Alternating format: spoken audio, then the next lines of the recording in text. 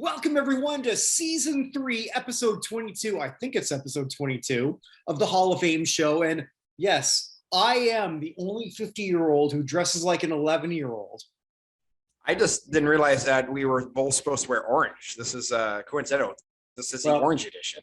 Well, or the fact that, okay, yes, I'm 50 and but I'm also the only person who's wearing a Coastal Carolina hat backwards, matching with the Tokyo Giants jersey with an Oregon t-shirt underneath. Who's the best dressed host ever, or worst? It could be the same person. And I mean, it's sartorial splendor is always up to people's their own personal feelings on things. Well, I'm married, so I don't give a shit anymore. So we'll run with that.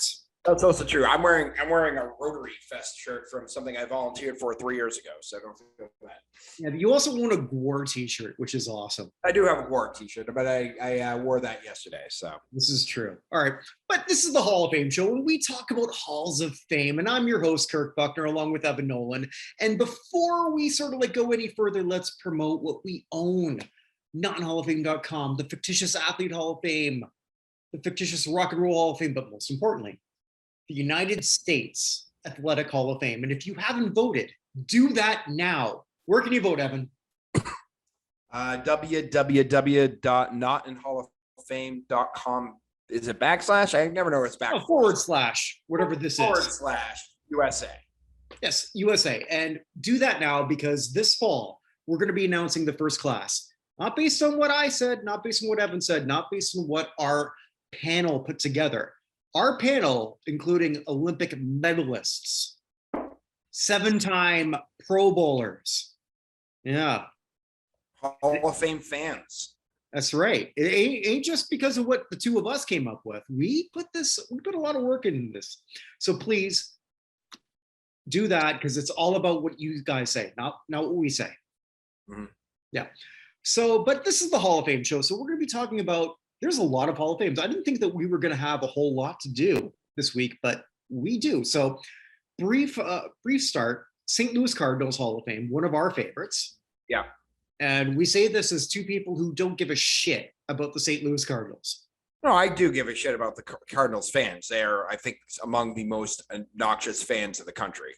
Okay. All right, but you know what I'm trying to say. Their Hall of Fame is pretty awesome. No, their Hall of Fame is fantastic. Yeah, and I don't know if they necessarily followed what your Patriots Hall of Fame did, but they did. They had a late start, but man, if you're going to start late, you got to hit the ground running, and bam, they've done fantastic.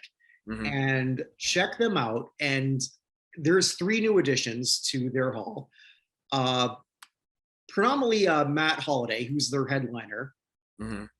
Matt Holliday, who's voted in by the fans. Julian Javier. I'm actually not even that familiar with him. Are you? No, actually. Yeah, I wasn't either.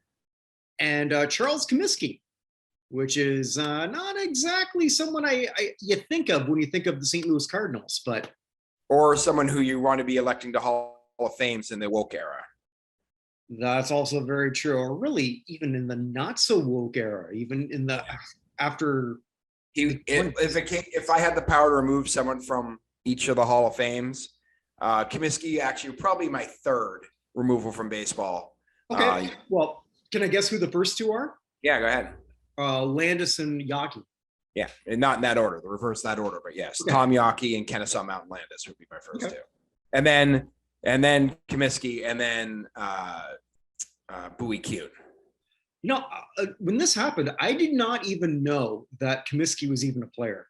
I did not even bother to look into his history. I was not aware that he was a decent player with the forerunner of the Cardinals, the St. Louis Browns. I just knew him as sort of I'll just say it, a POS. Fair enough. Yeah, and I can't say that when I saw this, it's like I felt warm and fuzzy. I felt like, Mm-hmm. Even after we just said how much we love the St. Louis Cardinals Hall of Fame, I don't like this. Yeah, not my favorite either. I mean, Matt Holliday, great. I'm unfamiliar with the second person as well. Yeah. So, by the way, bringing up the St. Louis Browns, I don't know if I've ever told you this before. Did you know that my grandfather on my mom's side was actually a minor league baseball player for the Browns? Yes. I told you this. Yeah. But for those who don't know. Yeah, and got invited to spring training one year and decided not to go because he's going to make more money as a doctor. So he just graduated. I did know that, and I'm going to say what I said last time. It's like, that sort of feels like if you built it. Yes. So, pour some out for Ray Liotta. What? I was about to say 8 men out because I screwed that up last week. Yes, no. When I confused the two things. So, but either way, congratulations to Matt Holliday. Something that you brought my attention to, because it's kind of funny. Like, I search every morning and then every afternoon for Hall of Fame just to make sure that I get something updated on nothalloffame.com. Unfortunately, I stopped doing Ring of Honor. And there are 3 new members of the New York Jets Ring of Honor. And do you want to open up with that? Yeah, sure. I will point out the reason I know this is because Pat's Pulpit congratulated Darrelle Revis on making the Jets Ring of Honor with a picture of him holding the Lombardi Trophy in a Patriots uniform. But yeah, so the 3 new members are all very, very, very worthy. Darrelle Revis, he of Revis Island, former center Nick Mangold, and the most interestingly named man in football history, DeBrickashaw Ferguson. Love that name. Yeah. Love that name. I told my wife, if I could, just that, granted, because he got drafted, I think I want to say 2006, 7, I could be wrong. I said, because we were debating if we're going to have a kid, and I knew we weren't, but we kicked that back and forth. I said, it's either going to be named Chachi or DeBrickashaw. That ended the debate. Whether or not you're having a kid. That and me being a dad.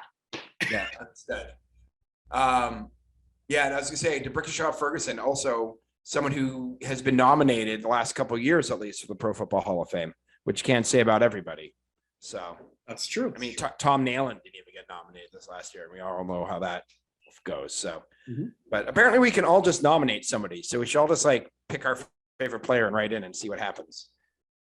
Well, in theory, Kaepernick was nominated, and he might even be playing this year. That is true. I doubt it. Well, who knows? Whatever. Who knows? But either way, these are 3 great players. The last person who was inducted in the Ring of Honor was Kevin Mawai. I never pronounced that right. Mawai. Yeah. Mawai. But anyway, yeah. Either way, whatever. A Pro Football Hall of Famer. And, I always like it when a team that struggles like the Jets does things like this to remind fans and really everybody, look, we've got a great legacy. And these were 3 great players. Yeah, they didn't win a championship while here. They didn't really have a whole lot while here, but they were good. And this is great for the Jets. And congratulations to all 3 of these people. Revis could be a Pro Football Hall of Famer. Very well, he will be, but it's just a matter of when. Yeah, he's eligible not next year, the year after, correct? I think it's 2 years out. Right now. Or is he's eligible now? He's going to be eligible for the next year. Yeah. Oh, okay. So this is his first year of eligibility, though, yeah. Correct? Yeah. So he's a person who I could definitely see getting in first year. Would it shock me if he goes to year 2? No. Would it shock if he's still there year 3? Yes. Does that make sense? Yes. So, I mean, DeMarcus Ware didn't get in the first time last year, and I kind of feel like Revis, DeMarcus Ware are the same kind of level of great, if that makes sense. It does. Just Revis has the bigger name, and a bit of that is a bit of self-promotion, and that there's nothing wrong with that. So like do that when you can, because not everyone does that appropriately, and sometimes you do that inappropriately, as I'm sure we've discussed before, maybe currently in the future. So it's great when we have some franchise Hall of Fames. I think in the future for the site, I'm going to look at all the, I think I mentioned this to you before, but like look at all the big 4 and how they rank in terms of the people they honor. and some have done a great job, some haven't. If I would have done this like 30 years ago, or not 30 years ago, or like 20 years ago, the Leafs would have been like dead last because they did such a horrible job at sort of honoring their former players. A lot of that is based on past ownership, but just something that I think might be a lot of fun, considering that is something that we do. Sure. Yeah. So there's actually one more announcement for a team Hall of Fame that I don't know if you were going to go into it, but Frank Gore officially retired today, even though he didn't play last year. And the 49ers announced that he will be an inductee into their next Hall of Fame class. I did read that. Yeah. So actually, let's talk about that, because we have 4 significant retirements to talk about. So let's go in football first. Frank Gore, essentially, he was done quite a while ago. Frank Gore, Mike Gartner of the NFL, as you called him in an email text message you sent me. Well, it was actually a tweet, but did I send that as a message? I have, you know what? All forms of media are confusing to me. I'm just an unfrozen caveman podcast host. So continue. I think, that was one of those great things as I'm working in my regular job, because I don't make enough to do this full time. Sponsor us, please. Yeah. Because I do such a great job here for this. But anyway, yeah, because like Mike Gartner is that NHL player who just, if you look at the top 10 or top 20 in NHL scoring, it's like Mike Gartner. Mm-hmm. Frank Gore is going to be one of those players that people look at in all-time rushing, and that's not to denigrate Gartner, who's an NHL Hall of Famer and should be, and Frank Gore, who's going to be a Pro Football Hall of Famer and should be. Frank Gore, man, I mean, I'm never going to be on that panel to vote. Mm-hmm. Our mock panel, right? Unless I get kicked off of this, but that's my site. What the hell would happen? It could happen. You never know. But don't challenge yourself. Yeah, there you go. Frank Gore is going to be one of those people that I'm going to struggle year after year to say, is he the best 5 that's eligible? Mm-hmm. And I don't know that he's going to get in first ballot. If he gets in first ballot, not surprised. Second, third, fourth, fifth, sixth, not surprised. Does that make sense? Here's a question for you. If he and Eli are on the ballot at the same time and you have one spot left and you have to pick one of them, who are you picking? Oof. Okay. I'm going to go with something that you said to me with an ex or current coworker, I don't know.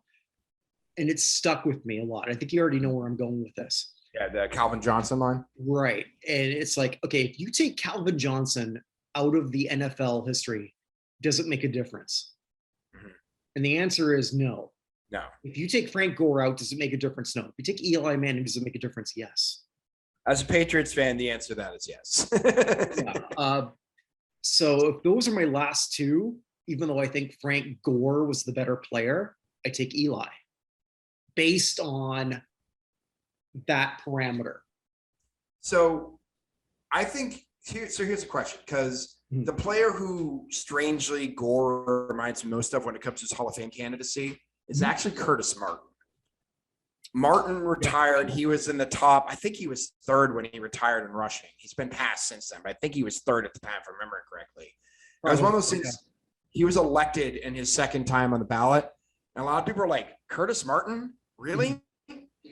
But I kind of feel like Frank Gore is Curtis Martin with Kenny Lofton disease, where Kenny Lofton moved around from team to team to team. And if he had stuck there, if he had stuck with one team, like Martin had the 3 or 4 years with the Patriots and spent the rest of his career with the Jets. So he's identifiable with one franchise.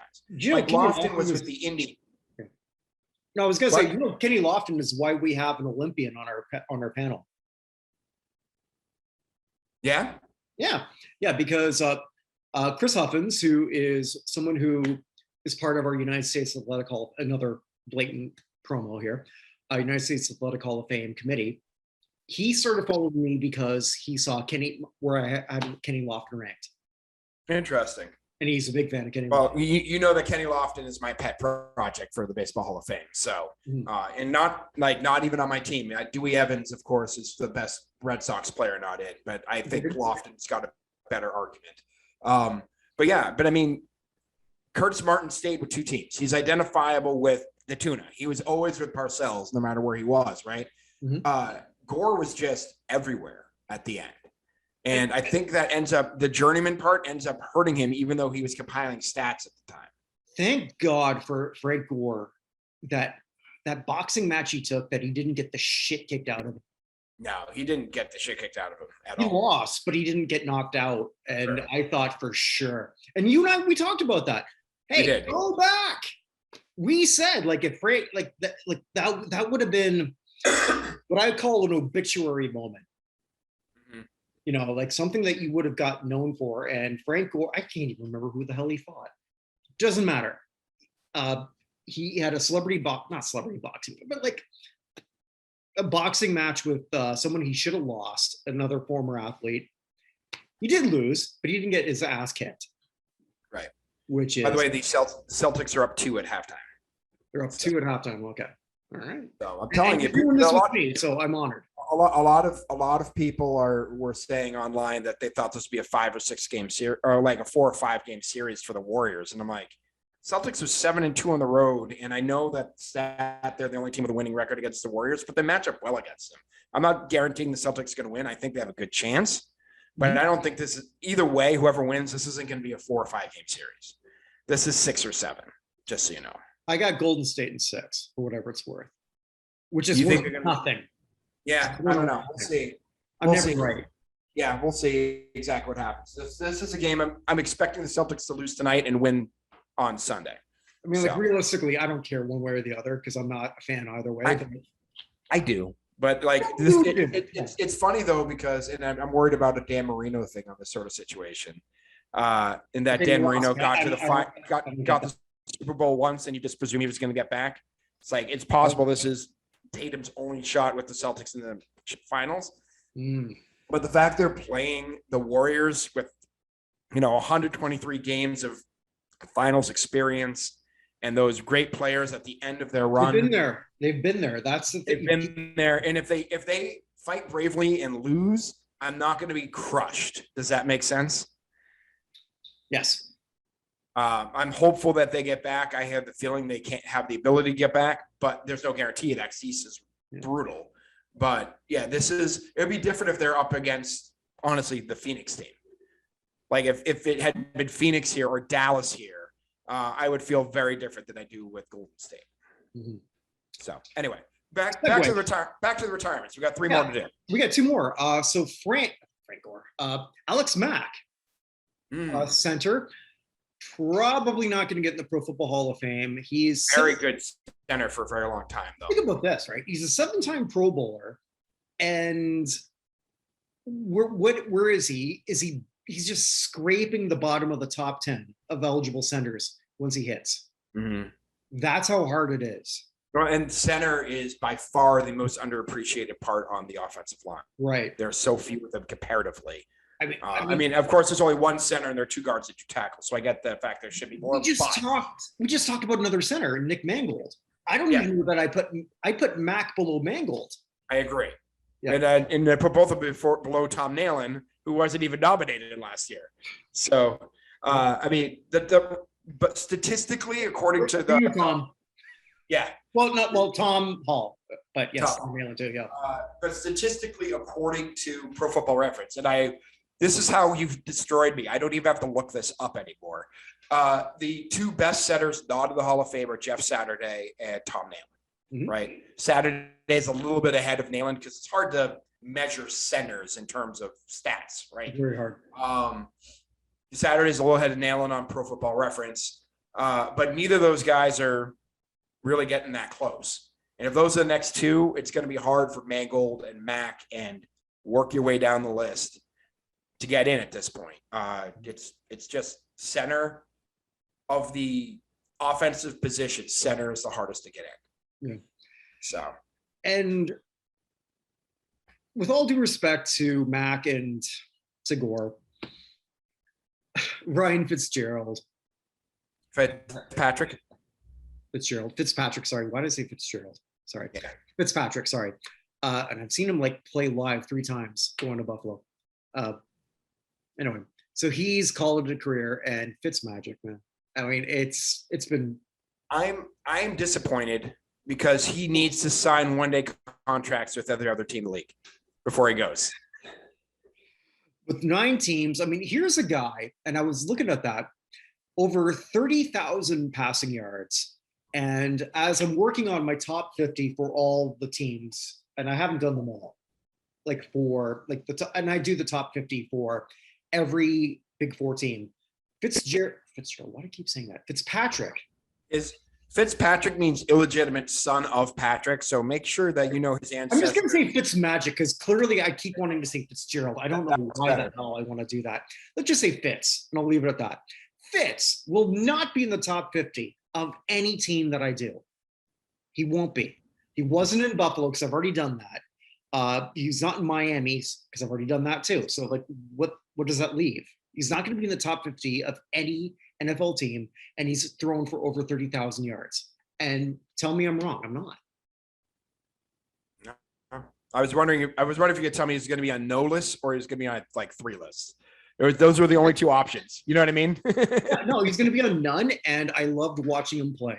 There's just something about this guy, and for me, I'm always going to remember when he did this post-game interview, and I think he dressed like his teammates are like dressed him on something, and he looked like a jacked up Conor McGregor.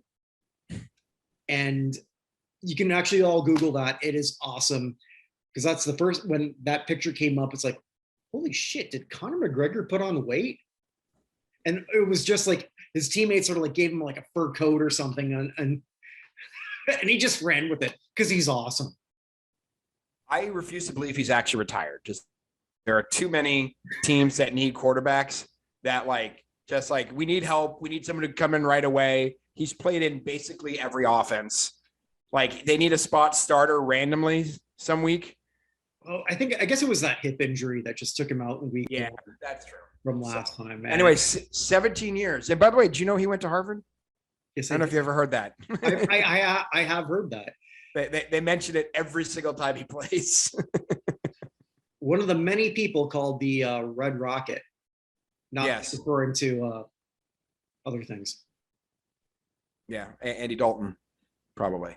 So, yeah. So, there's another retirement I want to talk about briefly because another person who's not going to be a Hall of Famer, but someone who I had a bit of affection for, Jason Spezza in hockey. Mm-hmm.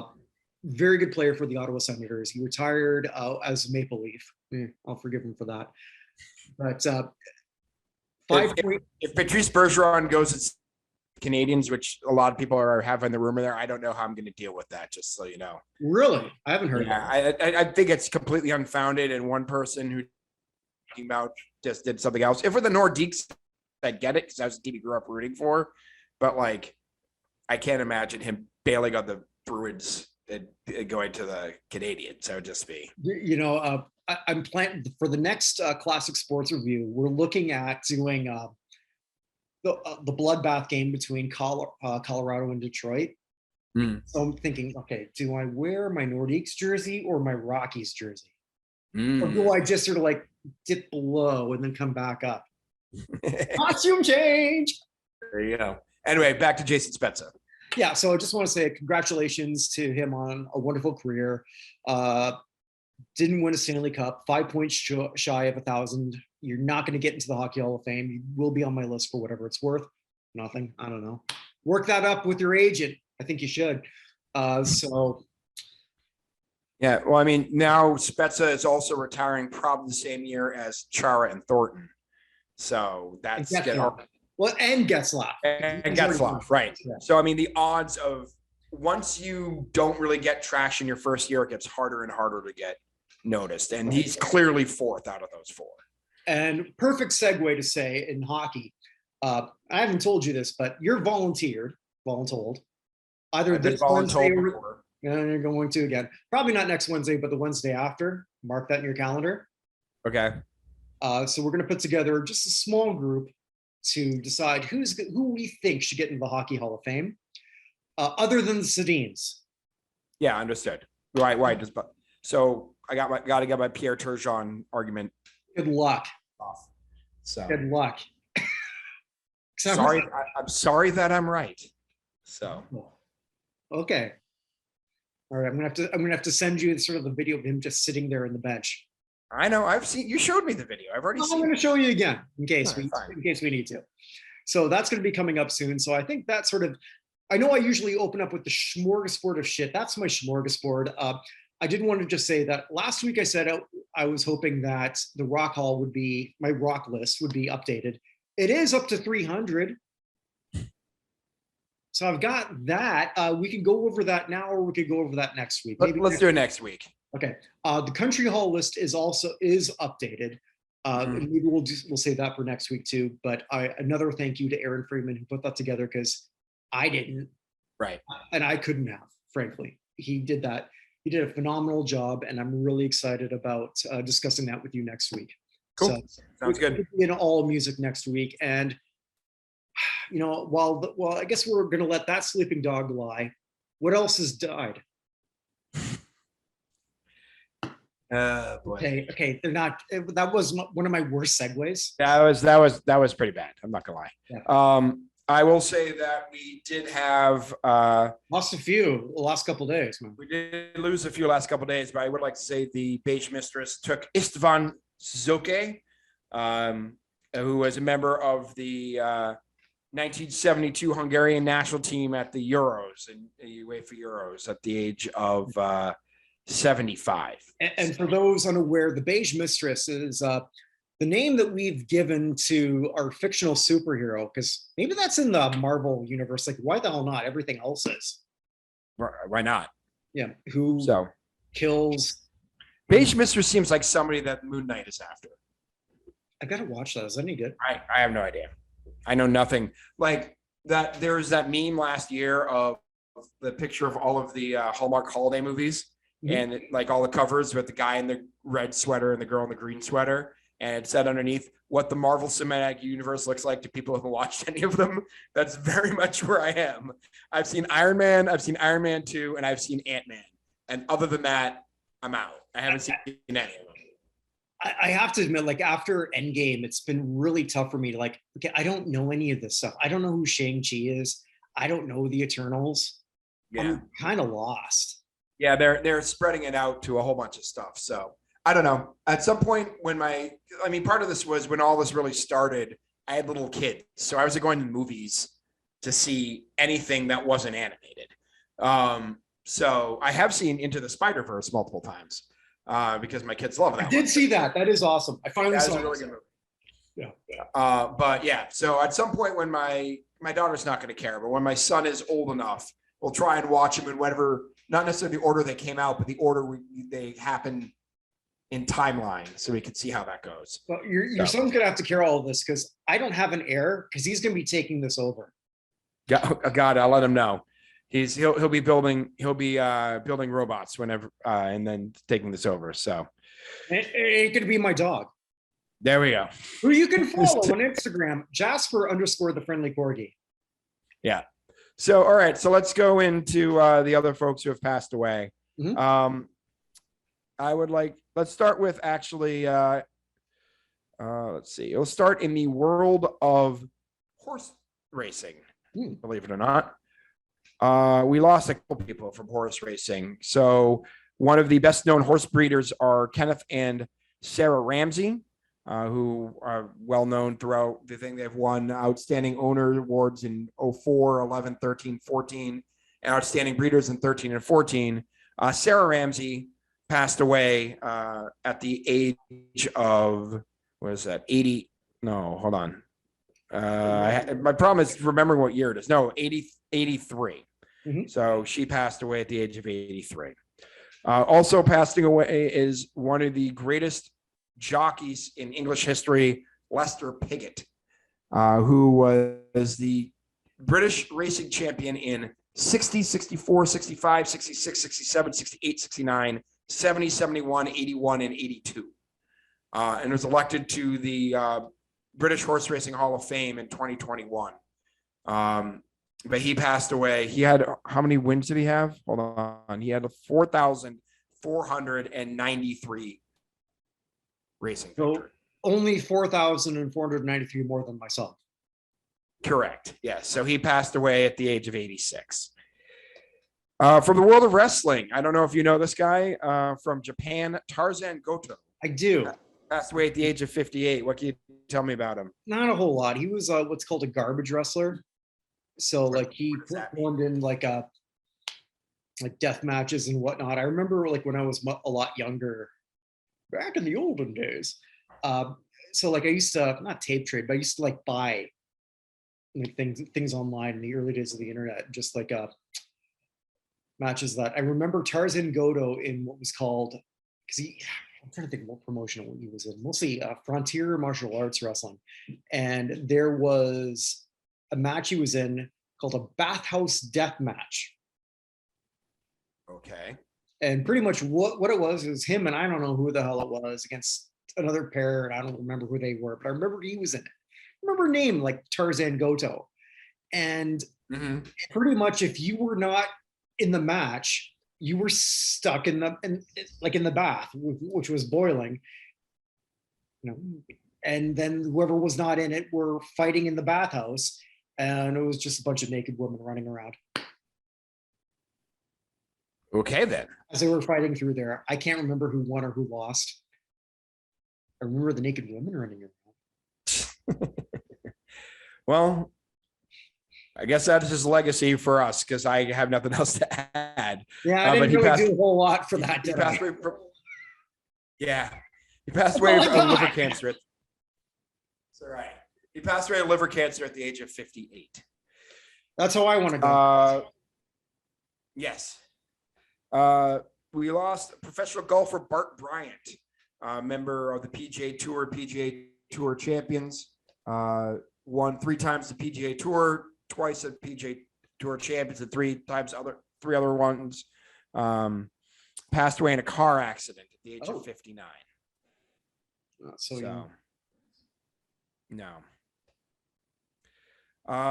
From the world of All-American Girls Professional Baseball, Arlene Cotillo passed away at the age of 88.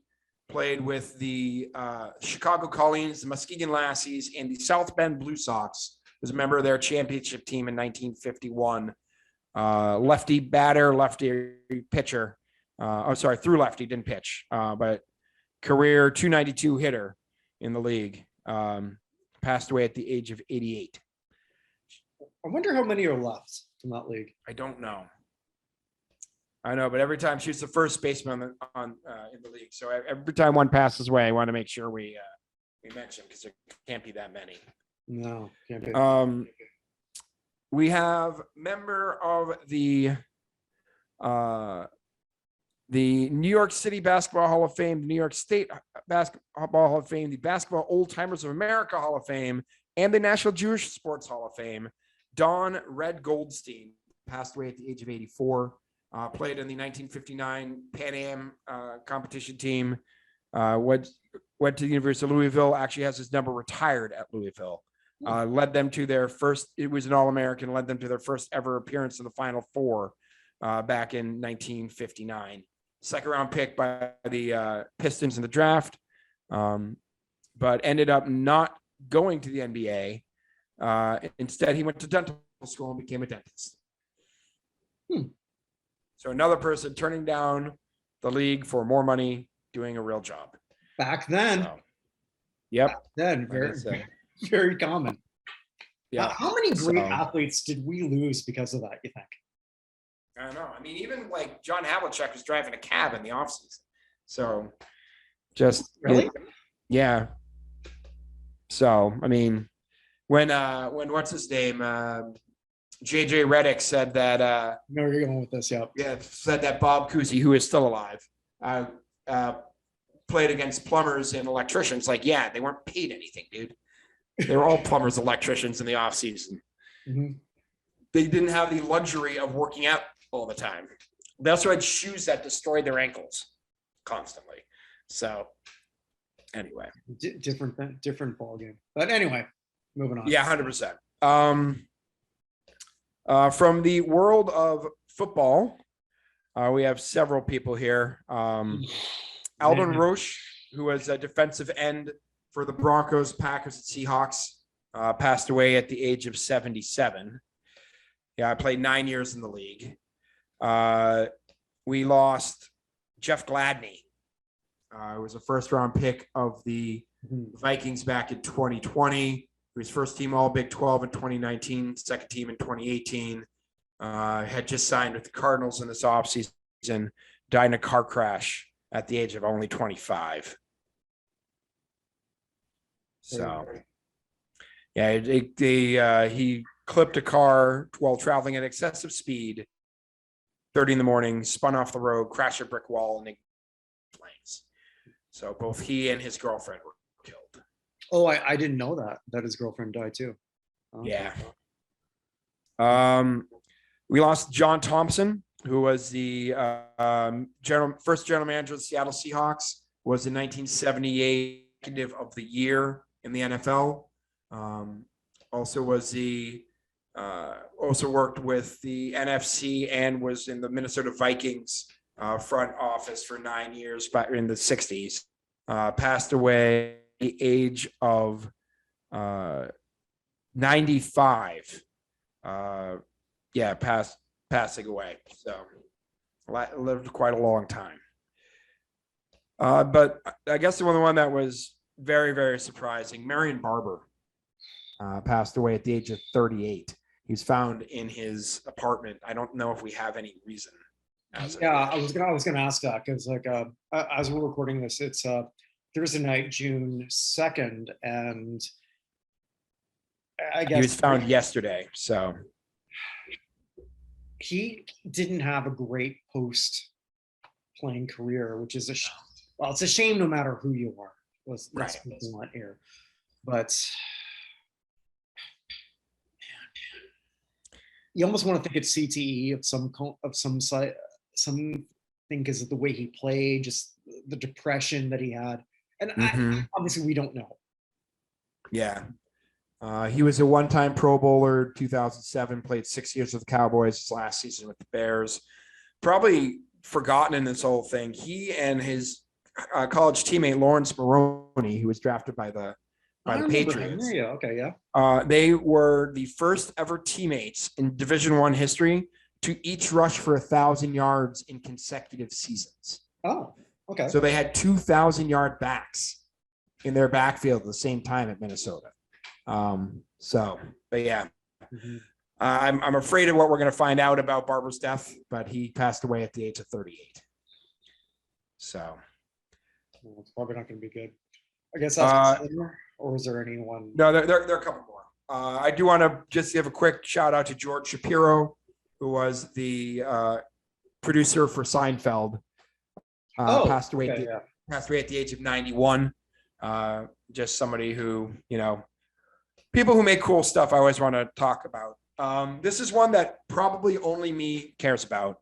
But Juan Jose Mussolini passed away, who is one of the greatest bandoneon players. For those of you who have no idea what bandoneon, it's a type of like new tango sort of mixed with club music. It is what I listen to all day at work when I'm doing other things. I have bandoneon going the whole time. So Mussolini was one of the biggest names in. I'll have to look that up because I'm not familiar with that at all. Yeah. So I'd say the biggest name is probably Astor Piazzolla, who's one of my favorites. Oh, okay. Yeah. Was one of the biggest ones too. Again, only I may care, but it's a pretty big loss for the type of music. He passed away at the age of 78. Also passing away, songwriter Paul Vance, most famous for writing Catch a Falling Star and Tracy and Itsy Bitsy Teeny Weeny Yellow Polka Dot Bikini. That she wore for the first time today. Yep, passed away at the age of 92. Okay. So, and finally, Ronnie Hawkins. Rockin' Ronnie. Rockin' Ronnie. Rockin' Ronnie. American and Canadian. Well, I mean, we consider him ours, but yes. Right. Well, he started in Ontario, but his career began in Arkansas. So, but he is Rompin' Ronnie, Mr. Dynamo, the Hawk. Just, I don't know, just very, very important for the band in particular. Had awesomely well-known recordings of Susie Q and Who Do You Love and all sorts of stuff. So He's got, yeah, he's a, I don't want to say a big deal when I was growing up because that was a little bit before my time, but there was something iconic about Ronnie Hawkins, like in the Toronto area. So like I grew up with him sort of already as the elder statesman. I'll be blunt. When I heard he died, I actually thought he died 10 years ago. I wasn't, that's not to be cruel or anything like that. Just he hadn't been doing anything and I've been away. So, but yeah, he's also got I found a pretty cool version of Mary Lou that was done for Prom Night 2 Mary Lou or something like that. So check that out if you haven't. That's sort of how I remember him. okay. Sorry, you disappeared in the middle there for me for a second. So yeah. I don't know. Yeah. So I will second whatever you said about Ronnie Hawkins. So all right then. Sounds good. fair enough. So go ahead. We can move on to the next section here. All right. Well, so yeah, the next section is elevator up, elevator down, which for those who are new, it's where I say like, hey, who in the past week has really made a Hall of Fame case to make elevator up and who has not? I got no elevator up. I think I'm going to have a lot in the next couple of weeks with the NBA finals and with the NHL finals, which hasn't happened yet, but I got no elevator up, but I got an elevator down, or not really, because no one's going to pay attention. So I didn't tell you who it was. I just sort of told you it's kind of WNBA. So any guess who it might be? The Australian lady? Yes. Yes, it is. I pay attention sometimes. Okay. So I've been sitting on this for a little bit because this hadn't really made North American waves until this past week. And so we're talking about Liz Cambridge, who is, and I'm just gonna be blunt, a real piece of shit. And I don't think I'm wrong in saying that. Hard to argue. Well, yeah, I mean, like there have been issues with her before, and I talked to a couple before this week, people I know in Australia, where, like I wasn't aware of this because I'm not that in tune with international women's basketball. So I wasn't aware about how she pretty much abandoned the team or really was forced off the team, depending on your point of view. Well, she said it was for mental health reasons. That's what she said. Correct. But as we now know, which might be partially true, but she had a scrimmage, and we've seen the video of it, where against the Nigerian team, and Liz is half white, half Nigerian, which makes this even worse. She denies calling the Nigerians monkeys, despite the fact that like 5 or 6 players of the team said that they heard her say that, including her teammates, some of which who are of Nigerian descent, by the way.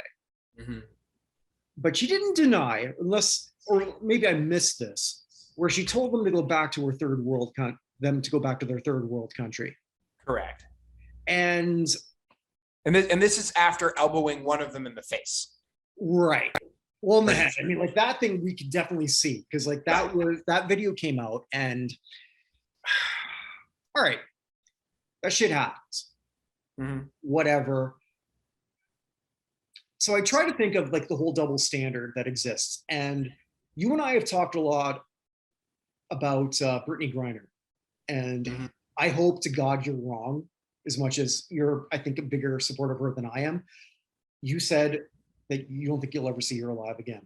And I hope to God you're wrong. Whether she did what she did, it doesn't even matter at this point. Right, yeah. Just keep going. Yeah. But there have been a lot of people, a lot of articles saying like, well, if this was so-and-so, like a male equivalent player, she would be back by now. We don't know. Because we have nothing to compare this to. I can compare this. If there was a male player, so let's say biracial, who's Australian, let's say Ben Simmons. Okay. Who said and did what Liz Cambridge did, and we knew that. Ben Simmons would be suspended for how long? A long time. Right. Liz Cambridge is going to be suspended for what? Nothing. I don't know. 0. Nothing's going to happen to her. Not a thing. For what she did and for what she said, and for what even worse, she's saying, I didn't do it. Yeah, you did. We all know you did it. You're a piece of shit. So she's essentially saying that 12 to 15 people are lying for unknown reasons. And she's got a history of playing the victim whenever it sort of suits her needs. And obviously I can't speak to what it's like to be her in her situation, but come on. Right. Yep. And whether, and I say elevator down, but is it because no one's going to care? Where is she going? Right. I mean, no one's going to give a shit.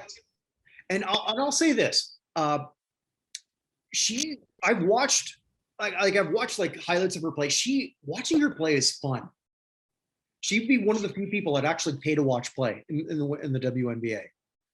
And she's in her prime. I don't know what she's got left in her because she's 30. She came to the WNBA late because she chose to. I think she was drafted by Tulsa and just said, screw it, I'm going to go do my own thing in Australia and make more money there. And I don't begrudge her for that. But, you know, like, I do hope that unless she learns from this, and she very much can, that whoever's voting on this stuff remembers this moment and remembers this year. Understood. That's pretty much what I have to say. So that's my elevator down sword. Nice. I have an elevator up for you. Bring it on. What do you got? Do you know who had a song that was released in the 80s that streaming went up 9,990% this week? Kate Bush. Kate Bush. Yeah, from Stranger Things. Yeah. Yeah. It was a big week for women of the 80s as both Kate Bush and what's her name from Top Gun were rediscovered by younger audiences. Berlin? No. The actress. I can't think of her name. Kelly McGillis? I forgot. I can't remember. It doesn't matter. What? Sorry. But yeah, she's been a finalist multiple times. Mm-hmm. I don't know if going up 9,990% on a song helps bring her more to consciousness for some of these voters, but it can't hurt. Did The Sopranos put Journey in the Hall of Fame? I don't know. Because what was it? What was that song? Don't Stop Believing. Because like that rocked it up. Yeah. Could be. Well, running up that hill, what do we have left for the good, the bad, and the ugly of the week?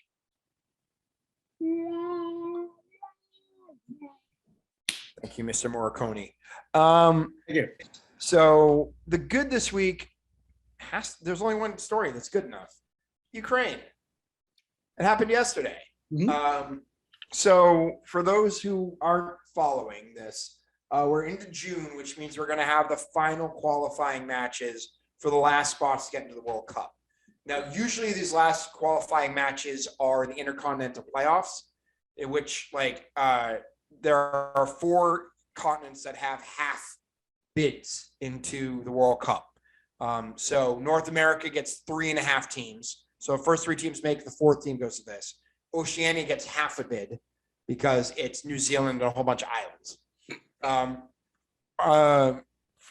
Asia gets 5.5. So Australia and UAE are going to play each other. Whoever wins goes to World Cup. The other one has to play another tournament. And South America gets 4.5. And so Asia's playing South America, and Costa Rica will play New Zealand for a spot in the World Cup. And you thought it was complicated when somebody got a half a sack. Yeah, I know.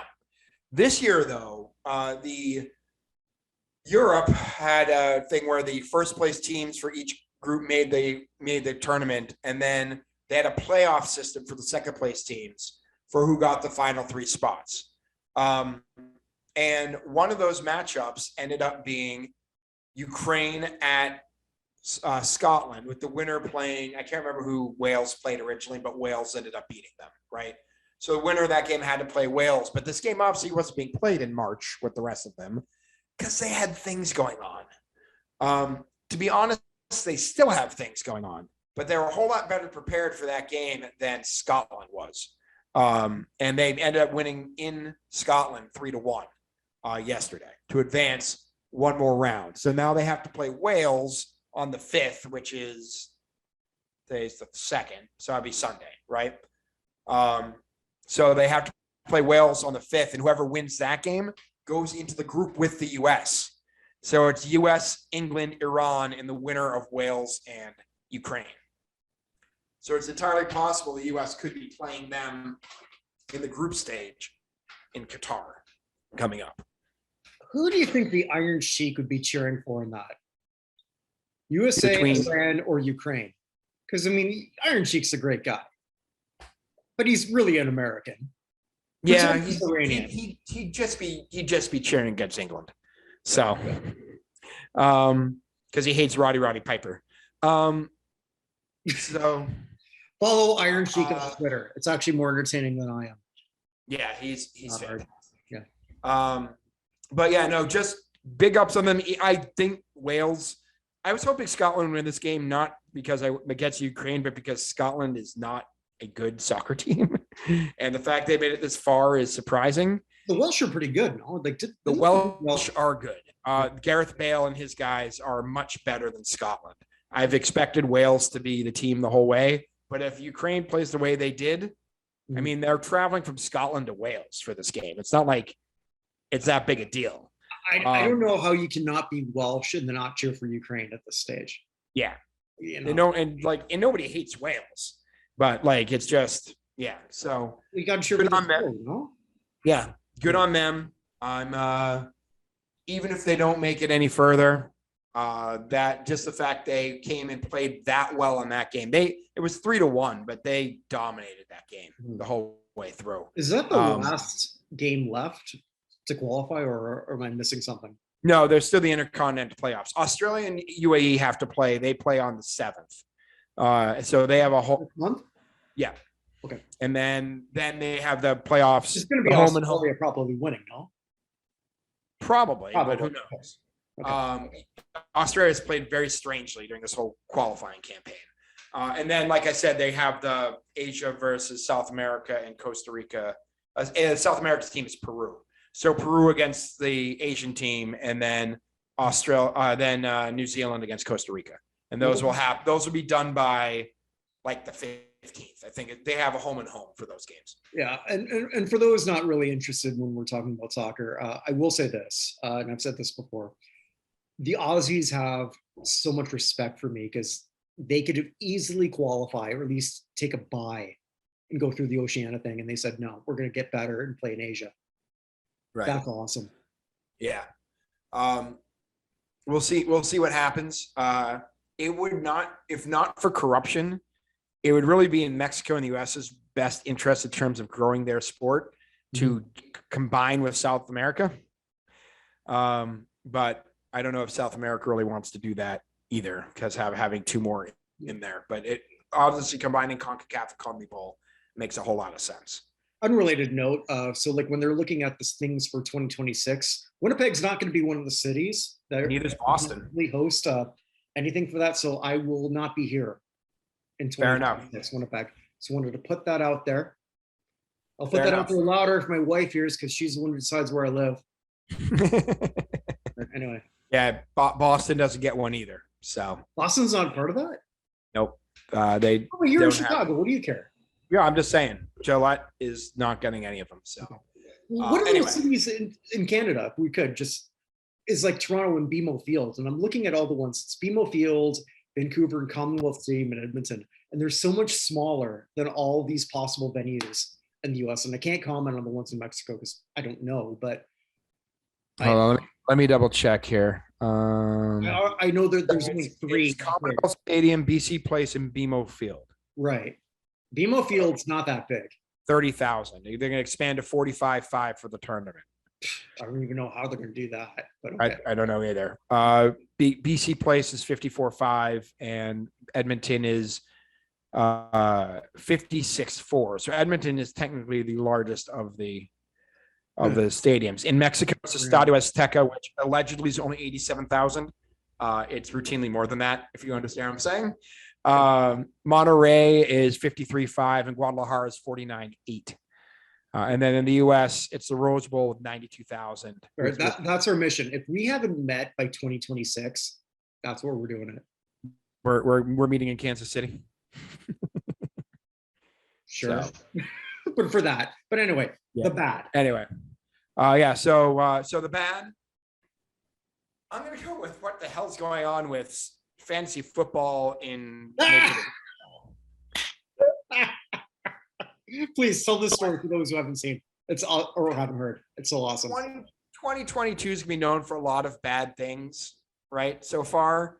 But I will say it's definitely the year of the bitch slap. Between Will Smith and now Tommy Pham. In my day, if someone slapped you in the face, you threw a haymaker back, but apparently that's not the way these things work anymore. And I say that as a man who should not be in fights, but has a fight or flight response of fight every time stupidly. So apparently there was a fantasy football league that Mike Trout was the general manager of, right? And so this league included Tommy Pham and Jock Peterson, as well as who else was in there? I saw that Mike Trout was the leader of that. Yeah, Mike Trout was the leader because he blamed Mike Trout. I missed that completely. Yeah, we'll get to that in a second. Okay. Who are the other people in here? It was Manny Machado. God, who else was in here? And Eric Hosmer, among others. So they had a league, and there were some tweets being sent back and forth with memes making fun of the Padres' collapse last year. And we saw one that Jock Peterson sent. Tommy Pham said he only told half the story, that he sent 5. Like, that makes a difference. But that he was really upset that ESPN has rules for stashing players in IR, but their league had separate rules, and he was going by the ESPN rules and not the rules they had for the league, and Mike Trout should have done something about it. As they're bitching back and forth, and Tommy Pham said, next time I see you, I'm going to bitch slap you for having done this. And then he did. Before the game, he hit him in the face. So Pham was asked about this. Yep. And he said, we had rules to the IR. I know the ESPN app rules. We had our own individual rules. And Trout did a terrible job, man. He's the worst commissioner in fantasy sports because he allowed a lot of shit to go on, and he could have solved it all. So somehow, Tommy Pham smacking Jock Peterson is Mike Trout's fault. I think my favorite part is they decided they were going to air this. Yeah, well, the funniest part of this whole thing was it Pham or Peterson who was actually doing the whole flip? Oh, it's Peterson showed everything. And then Pham said that he didn't do whatever. But the funny part was that Pham said, you don't mess with another man's money, and then got suspended for 3 games, which cost him $111,000, which, first of all, is a lot of money for Tommy Pham. But secondly, is probably not this league. It isn't. Maybe hope more than the league. I don't know. But apparently he's saying that both Hosmer and Machado thanked him for smacking Peterson. So don't you remember the old days when they just kept this shit to themselves? Or who knows?